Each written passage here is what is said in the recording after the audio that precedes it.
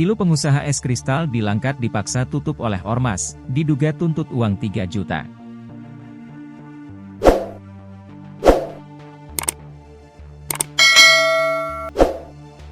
Beredar video curhatan pilu seorang pengusaha es kristal di Desa Pantai Gemi, Kabupaten Langkat, Provinsi Sumatera Utara, mengaku mendapat intimidasi dari sejumlah orang yang mengaku berasal dari organisasi kemasyarakatan, ormas.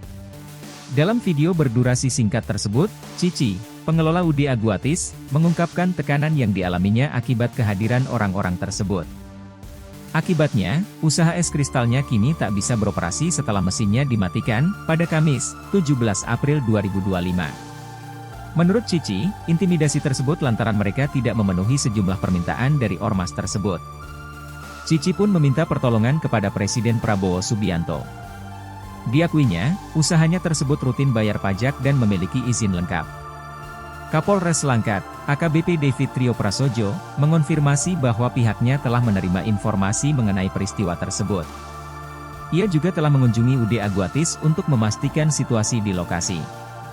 Sementara itu, Usut punya usut ormas yang bernamakan Serikat Pekerja Seluruh Indonesia, SPSI, menuntut upah kerja di UD Aguaris.